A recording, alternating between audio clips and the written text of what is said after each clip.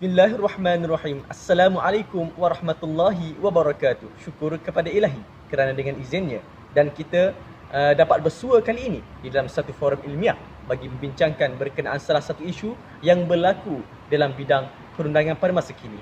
Sebelum itu, saya ingin berterima kasih kepada saudara moderator atas persoalan dan soalan yang diajukan. Jadi, sebelum itu saya juga mengucapkan terima kasih atas kehadiran tuan-tuan pada majlis kita pada hari ini. Semoga kita semua akan memperoleh manfaat yang berguna daripada forum ini, insya-Allah. Baiklah, berbalik kepada soalan moderator sebentar tadi mengenai adakah perundangan syariah merupakan undang-undang kelas kedua di Malaysia. Hadirin sekalian, seperti mana yang kita tahu, undang-undang syariah adalah undang-undang yang bukan ciptaan manusia. Bahkan ia merupakan undang-undang dari pencipta, iaitu Allah Subhanahu Wa Taala, yang diperuntukkan menerusi Rasulnya dan Nabi Muhammad sallallahu alaihi wasallam. Syariah dari segi bahasa membawa maksud jalan yang lurus, sebagaimana firman Allah Subhanahu Wa Taala dalam Al-Quran. Kemudian kami jadikan kamu berada di atas suatu jalan yang lurus, maka hendaklah kamu mengikutnya dan jangan sekali mengikuti hawa nafsu mereka yang tidak mengetahuinya.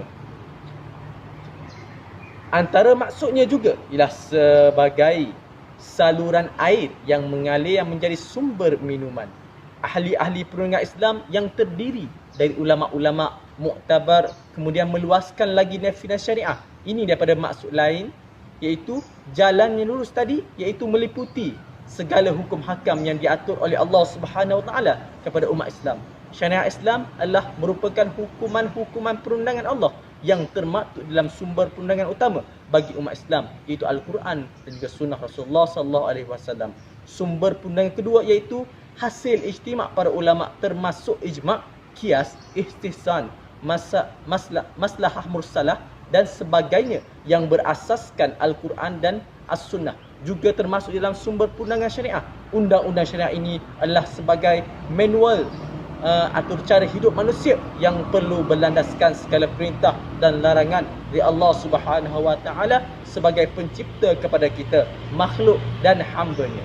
Selain itu, undang-undang syariah ini sesuai dengan fitrah semula jadi kita, tak kira tempat dan masa. Tujuannya diperuntukkan dan disyariatkan tidak lain adalah untuk kita manusia beriman dan beramal dengan apa yang telah diperintahkan oleh Allah Subhanahu Wa Taala untuk kebaikan di dunia dan di akhirat. Firman Allah Subhanahu Wa Taala lagi yang bermaksud, dan tidaklah patut bagi lelaki yang mukmin dan juga bagi perempuan yang mukminah apabila Allah Subhanahu Wa Taala dan Rasulnya telah menetapkan suatu ketetapan, akan ada pula pilihan yang lain daripada mereka.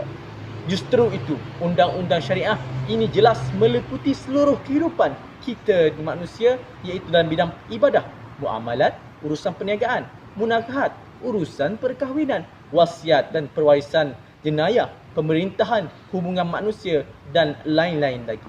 Allah Subhanahu Wa Taala menetapkan undang-undang ini untuk menjaga maqasid syariah, maksud-maksud syariah itu sendiri, iaitu 5 perkara yang sangat penting yang perlu dititikberatkan oleh dalam kehidupan umat manusia. Di Malaysia kita tertakluk dan menerima pakai Perlembagaan Persekutuan sebagai undang-undang tertinggi yang menjadi teras dan dasar perundangan utama. Tidak dapat dinafikan bahawa undang-undang syariah yang mempunyai jenama Islam di Malaysia hanya terbatas setakat beberapa perkara, terutamanya hal-hal munakahat orang-orang Islam dan perkara-perkara yang bersangkut dengannya. Itu pun setelah diberikan sedikit ruang dengan adanya pindaan terhadap perkara 121 Perlembagaan Malaysia dengan menambahkan fasal kurungan 1A perkara 121 tersebut pada tahun 1988. Sebelum 1988, semua perkara berkaitan adalah boleh juga dibicarakan di bawah bidang kuasa undang-undang sivil dan selalunya memberikan satu keputusan yang bercanggah kerana penghakiman tersebut dibuat berdasarkan undang-undang sivil. Perkara 121 kurungan 1A antara lain menyebut mahkamah-mahkamah yang disebutkan dalam fasal 1 perkara 121, iaitu mahkamah-mahkamah tinggi Malaya dan Sabah dan Sarawak tidak mempunyai bidang kuasa berkenaan dengan apa-apa perkara yang di dalam bidang kuasa mahkamah syariah. Namun sebenarnya terdapat banyak undang-undang sivil yang tidak bertentangan dengan Islam, yang tidak mempunyai jenama Islam yang terpakai dengan lebih meluas lagi di Malaysia, seperti Akta Pengangkutan Jalan Raya 1987, Akta Kerja 1955 dan banyak lagi. Malah tidak ada keterlaluan juga dikatakan kanun kesiksaan juga merupakan undang-undang Islam yang bersifat ta'zir. Ini disebabkan cara pembuktian dan hukum bagi undang-undang tertentu dah sama dengan hudud ataupun kisas, dan terdapat banyak kesalahan yang tidak termasuk dalam kesalahan hudud dan kisas diperuntukkan dalam kanun kesiksaan dengan pindaan kepada perkara 121. Perkara-perkara di bawah bidang kuasa Mahkamah Syariah adalah tertakluk sepenuhnya di bawah bidang kuasanya sendiri, dan hak eksklusif yang diberikan tersebut berkemungkinan Mahkamah Sivil campur tangan. Enakmen negeri bagi negeri, akta bagi wilayah-wilayah persekutuan di Malaysia telah menentukan perkara-perkara berikut menjadi bidang kuasa Mahkamah Syariah. Yang pertama, bidang kuasa mal sivil Mahkamah Syariah, iaitu yang pertamanya pertunangan, nikah cerai, membatalkan nikah atau penceraian, atau membubarkan nikah kehakiman. Yang kedua, tuntutan ke atas harta benda atau pemberian harta benda yang berbangkit daripada perkara kurungan A di atas. Yang ketiga, nafkah orang-orang di bawah tanggungan, anak yang sah, penjagaan atau pemeliharaan anak-anak. Yang keempat, pemberian inter vivos, harta sepencarian, wakaf ataupun nazar. Yang kelima, perkara lain yang diberikan kuasa takbir kepadanya oleh mana-mana undang-undang yang berkanun. Okey, yang keduanya, bidang kuasa jenayah Mahkamah Syariah. Okay, yang pertama, kesalahan-kesalahan matrimoni seperti menganiaya isteri dan tidak taat kepada suami. Yang kedua, kesalahan-kesalahan berhubungan dengan hubungan tidak sah di sisi syarak seperti persetubuhan haram, sumbang mahram pelacuran dan khalwat. Okey. Yang ketiga, kesalahan-kesalahan berkaitan dengan aspek ibadah dan iman seperti tidak sembahyang Jumaat dan tidak berpuasa dan tak membayar zakat dan fitrah. Okey, yang keempat, kesalahan-kesalahan menjual dan memberi minuman keras. Yang kelima, kesalahan berhubung dengan pertukaran agama, iaitu tidak melaporkan, mendaftar, masuk atau keluar daripada agama Islam, dan kesalahan berkaitan dengan pengambilan anak angkat. Okey, yang terakhir, lain-lain jenis kesalahan selain daripada kategori di atas. Yang ketiga, bidang kuasa semakan kehakiman mahkamah. Dewan Negeri Selangor telah meminda enakmen pentadbiran Undang-Undang Islam Negeri Selangor 2003 dengan memasukkan bidang kuasa semakan kehakiman bagi Mahkamah Syariah Selangor mendengar, membicarakan dan memutuskan permohonan semakan kehakiman terhadap apa-apa keputusan Majlis Agama Islam Selangor dan apa-apa jawatan kuasanya yang ditubuhkan di bawah enakmen tersebut. Buat masa ini, hanya negeri Selangor sahaja yang mempunyai peruntukan seperti ini. Okay. Perundangan syariah di peringkat persekutuan boleh dilihat pada jadual 9 senarai 1 item 4 kurungan K, iaitu berkaitan dengan undang-undang dan tata cara sivil dan jenayah dan pentadbiran keadilan, termasuk penentuan hukum syarak dan undang-undang diri yang lain bagi maksud undang-undang persekutuan. Hadirin sekalian, melihat kepada perspektif dakwaan kelas kedua ini, terdapat pelbagai dakwaan yang dilemparkan terhadap kedudukan undang-undang syariah di Malaysia. Pada umumnya saya simpulkan dakwaan yang menyatakan undang-undang syariah ini adalah undang-undang kelas kedua seperti berikut. Yang pertamanya, perundangan syariah ini hanyalah dibuat oleh negeri masing-masing. Oleh itu, jika undang-undang negeri bertentangan dengan undang-undang persekutuan, undang-undang persekutuan mengatasi seperti yang termaktub dalam perkara 74 Perlembagaan Persekutuan. Oleh yang demikian, sekiranya ada percanggahan antara undang-undang negeri dan undang-undang persekutuan, maka undang-undang persekutuan hendaklah mengatasi undang-undang negeri itu. Okay, yang kedua, Mahkamah Syariah ditubuhkan oleh enakmen atau akta pentadbiran, sedangkan Mahkamah Sivil ditubuhkan oleh Perlembagaan Persekutuan. Oleh itu, taraf Mahkamah Syariah adalah lebih rendah daripada Mahkamah Sivil. Ramai yang mengibaratkan Mahkamah Syariah lebih rendah daripada tribunal bawahan sahaja. Maka jika dilihat daripada bidang kuasa jenayah Mahkamah Syariah pula, ia menjadi satu hujah untuk mengesahkan pendirian golongan ini. Okey, yang ketiga, undang-undang syariah bertentangan dengan perlembagaan, khususnya isu hak asasi manusia dan kesamarataan.